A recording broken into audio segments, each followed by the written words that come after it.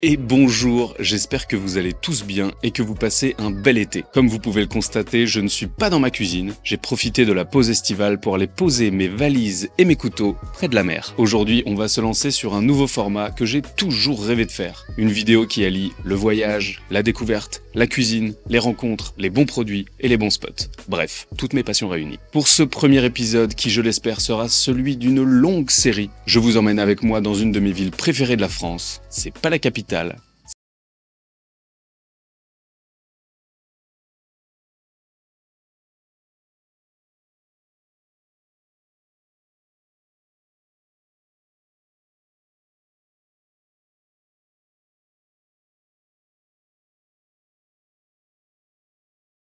Et ça fait quelques années maintenant que je viens tous les ans ici pour voir les amis, découvrir de nouveaux restos, profiter de la vie et cuisiner de bons petits plats qui sentent bon le soleil. Pour ce premier épisode, nous n'avons pu filmer que pendant 48 heures. Et c'est court, 48 heures. Et donc même si nous n'avons pu qu'effleurer en vidéo toute la richesse et la complexité de la ville, je vous promets qu'on n'a pas chômé pour vous proposer une vidéo qui envoie du gros pâté. Aujourd'hui, je vous propose une tournée dans Marseille pour découvrir mes spots préf et de nouveaux lieux que j'avais envie de tester depuis toujours. Comme vous pouvez l'imaginer, nous n'avons pu faire que quelques adresses en 48 heures. Donc je vous mettrai également dans la description toute ma liste de mes endroits favoris. Resto, épicerie, cave, bar, commerce de bouche, c'est cadeau. J'étais en vacances dans le sud avec mon bon poteau Laurent Dagenet, que vous devez sûrement connaître si vous aimez bien manger. Pour son dernier jour en France avant un retour à Montréal, on est sorti en bateau au Frioul pour une excursion mémorable. On a bien ri, bu de belles choses et préparé un carpaccio de loup ultra frais. Attention, c'est très coquin. Comme on est là aussi pour faire de bons petits plats, on va se cuisiner un petit quelque chose avec les emplettes que l'on a faites pendant notre virée dans Marseille. Bref, on ne va pas s'ennuyer. Et si vous voulez voir plus de formats comme celui-là, n'hésitez pas à exploser le bouton like, à partager la vidéo et à vous abonner pour ne pas louper les prochains. J'ai quelques destinations en tête et ça va être beau. Bon, vous l'aurez compris, la vie est belle, je vous emmène à Marseille. Et oui, c'est parti pour une aventure incroyable dans cette ville qui l'est tout autant. Elle est face à la mer déjà, ça change beaucoup de choses, et je suis complètement fan de ce mélange entre la modernité et les traditions. Mais arrêtons les grands discours, on est là pour manger. Alors pour bien commencer la journée, je vous emmène chez Pétrin Couchette. Ce petit café situé dans le quartier ultra vivant de Noailles sera parfait pour un petit déjeuner bien revigorant. Grande terrasse pour profiter de l'ambiance et du soleil, avec des bons classiques œufs à la coque et pain maison qu'on pourra acheter à emporter ou déguster avec des bons sandwichs. On va rester dans le quartier en allant à l'épicerie L'Idéal, à 50 mètres. C'est la caverne d'Ali Baba des bons produits, épicerie, fromagerie, charcuterie, cave à vin. Parfait pour des apéros et des grandes bouffes entre potes. J'en profite d'ailleurs pour choper quelques produits pour notre recette de tout à l'heure. Si vous êtes dans ce coin, vous ne pouvez pas passer à côté de Maison Empereur, la plus vieille quincaillerie de France. Quand je rentre là-bas, je suis comme un gamin dans un magasin de jouets. J'ai envie de tout acheter. Le rayon cuisine est incroyable, allez y faire un tour. Maintenant, si vous aimez le bon café, vous devez absolument vous arrêter chez Deep Coffee Roaster. Café de spécialité, boissons fraîches l'été et quelques pâtisseries. Ce sera parfait pour une pause bien méritée. Vous pourrez ensuite vous perdre dans les petites rues derrière le Vieux-Port et vous perdre jusqu'à la rue d'Andoum, une rue très sympa qui file jusqu'à la Corniche. Mais arrêtons-nous au début de celle-ci pour casser la croûte au bar de la Relève. Un cool bistrot, une bonne ambiance, une grande terrasse, des plats simples et réconfortants et une carte des vins bien sympatoche. Les assiettes sont colorées, bien cuisinées, très fraîches. On n'a pas réussi à choisir donc on a pris toute la carte. Mais je vous rassure pour mon ventre, elle est pas très longue. C'est ce qui leur permet de la changer très régulièrement en fonction de l'arrivage. Bon, on mange, mais il fait soif, non ? Et oui, on a ensuite fait une belle balade digestive pour se rendre jusqu'aux Trois Coups. Une cave bien garnie de vins coquins comme on les aime. Caro nous a présenté tous ces petits bébés.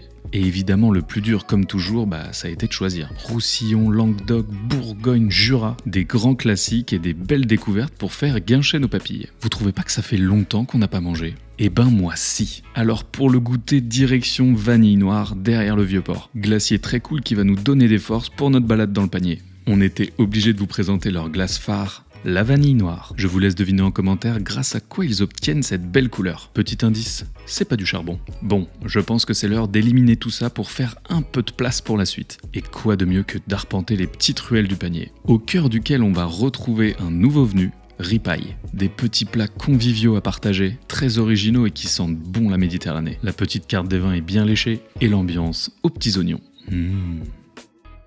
Et voilà, une journée bien remplie. Comme mon ventre d'ailleurs. Évidemment, on aurait eu envie d'aller voir tout le monde et de tout tester en vidéo, mais ça nous fera une occasion de revenir. Si vous me suivez sur Instagram, vous savez que j'adore découvrir et vous faire découvrir des lieux. Donc c'est avec plaisir que je vous annonce que vous pourrez retrouver tout ce présent dans la vidéo via le lien dans la description.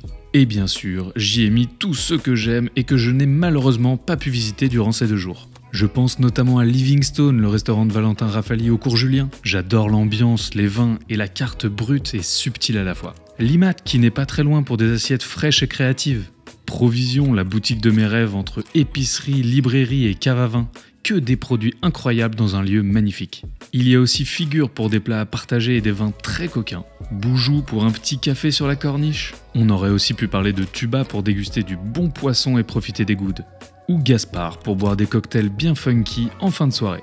Et même de l'hôtel des bords de mer pour dormir et se réveiller face à la Méditerranée. Bref, je vous ai mis tout ça sous la vidéo, allez y jeter un œil et si ça vous plaît, on va continuer à remplir cette carte en France et pourquoi pas jusqu'à l'autre bout du monde.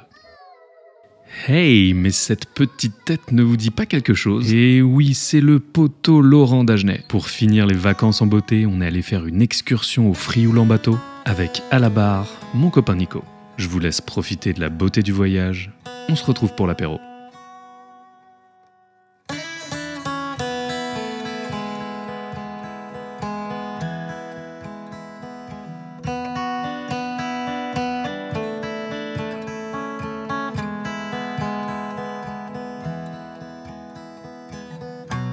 What a wicked game to play to make me feel this way.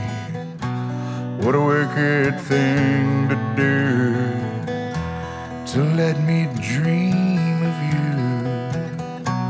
What a wicked thing to say. You never felt this way. What a wicked thing to do to make me dream of you. And I wanna fall in love. No, I don't wanna fall in love with you.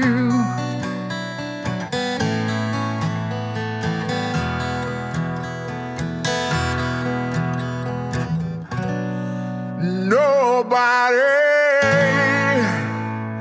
loves no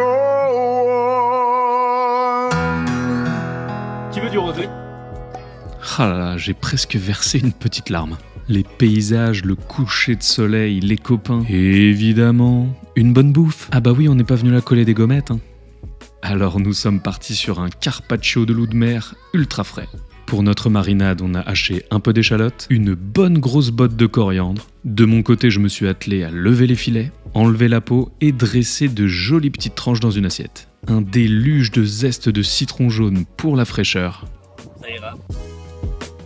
Et pour un bon gros kick d'acidité, on va ajouter le jus de plusieurs citrons verts. J'ai fini de dresser ma petite mosaïque de poisson. C'est l'heure d'assaisonner la marinade avec de la fleur de sel, du piment d'Espelette. J'adore le piment d'Espelette. Évidemment, j'ai ramené dans mes bagages un petit peu d'huile d'olive. Et voilà une marinade de l'espace. Super simple à faire, bien relevée et ultra fraîche.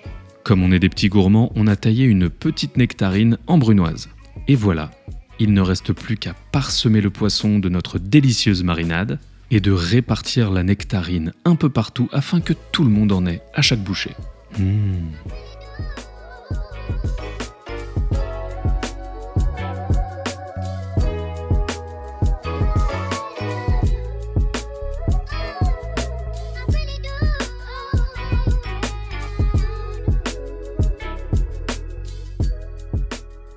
Ah là là.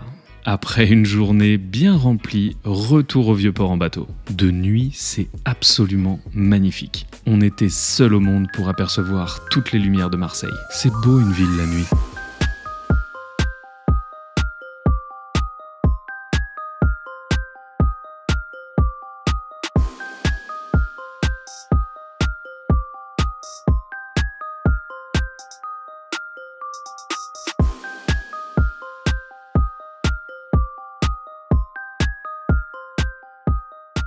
Pour notre dernière matinée à Marseille, nous sommes allés sur le Vieux-Port choper des petits encornets. Pour vous préparer une petite recette, vous n'êtes pas prêts. Alors accrochez-vous bien parce que ça part sur des encornets farcis.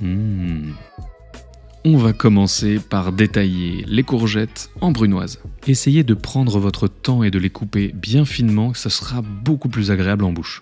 J'ai utilisé 2 couleurs de courgettes différentes, mais si vous avez des verts, des jaunes, faites-vous plaisir.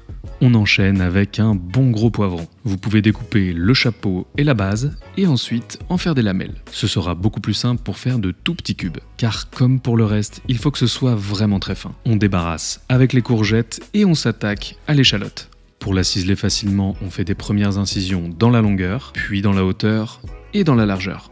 N'hésitez pas à lui redonner quelques petits coups de couteau, et hop, dans le récipient avec les autres. Pour ajouter de la couleur et un maximum de fraîcheur, on va utiliser une belle botte de persil plat. Pour le hacher, je vous conseille de ramener toutes les tiges les unes sur les autres pour le compresser, et ensuite donner des coups de couteau.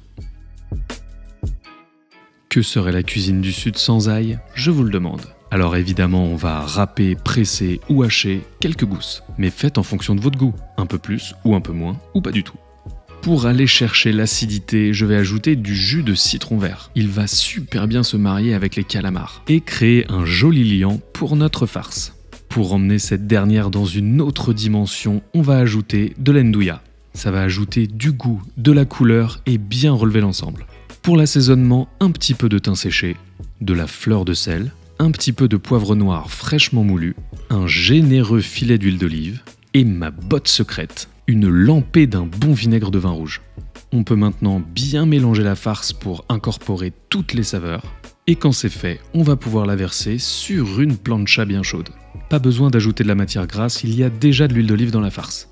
On étale le tout pour avoir une belle cuisson homogène. On laisse griller tranquillement tout en remuant de temps en temps. Et là, je peux vous assurer que l'odeur est déjà incroyable. Attention, l'objectif c'est d'avoir une farce encore al dente. Donc quand les légumes commencent à être fondants mais encore un peu croquants, on débarrasse. On peut laver un petit coup sa plancha avec des glaçons, ça mange pas de pain. Et on va pouvoir s'attaquer à la star de la recette, les encornets. C'est le début de la saison, on en a profité. Pour la préparation, c'est très simple. On sépare les tentacules en coupant juste en dessous des yeux. Très important, on retire le bec à la base des tentacules. On tire ensuite simplement pour vider l'encornet. N'ayez crainte, ça vient tout seul. Surtout, pensez à retirer la coquille dorsale du calamar, ce qu'on appelle aussi la plume, et on comprend pourquoi. Et voilà, vos encornets sont prêts. Après, si vous avez la flemme de le faire, n'hésitez pas à demander à votre poissonnier de le préparer pour vous. Pendant ce temps-là, notre farce a eu un peu le temps de refroidir. On va donc pouvoir la débarrasser dans une poche à douille, ou si vous n'en avez pas comme moi, un sac congélation fera parfaitement l'affaire. On découpe un petit coin, et on va farcir nos encornets qu'on aura bien lavés avant. N'hésitez pas à être généreux, il faut qu'ils soient bien garnis. Il ne reste plus qu'à les refermer avec un petit cure-dent, et de répéter l'opération avec tous nos calamars. Oh là là, c'est pas magnifique ça.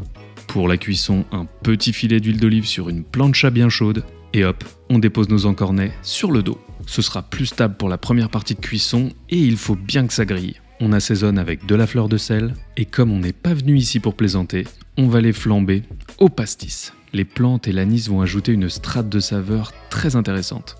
Pour la cuisson, attention, ça va très vite. 2 à 3 minutes grand max par côté. Une fois les encornets retournés, on peut ajouter les tentacules. Elles vont cuire plus rapidement, donc c'est parfait. Quand tout ce petit monde est bien cuit, on va pouvoir les dresser joliment sur le reste de farce. En plus d'être bon, ça va être très élégant. On n'oublie pas les tentacules, un peu d'herbe pour la couleur et la fraîcheur. J'ai mis de la nette, c'est beaucoup trop bon. Pour rendre ces petits encornets addictifs, un petit déluge de jus de citron vert. Et maintenant, c'est l'heure d'appeler tout le monde pour passer à table. Oh waouh, magnifique. Ah là là, j'adore cette recette. Elle a un petit goût de sud et des grandes tablées entre amis. J'espère que ça vous donnera envie de la refaire. Bon, comme le dit la célèbre expression, les meilleures choses ont une fin. C'est l'heure de quitter la cité phocéenne. Le bruit des vagues, le chant des oiseaux, les klaxons. Et oui, tout ça me manque déjà. J'espère que cette aventure, ces rencontres, cette expédition et ces recettes vous auront donné envie de découvrir Marseille. Car là, vous n'avez vu que 0,3% de la ville, je pense. Il y a 1001 façons d'aller à sa rencontre, je suis sûr que vous trouverez la vôtre.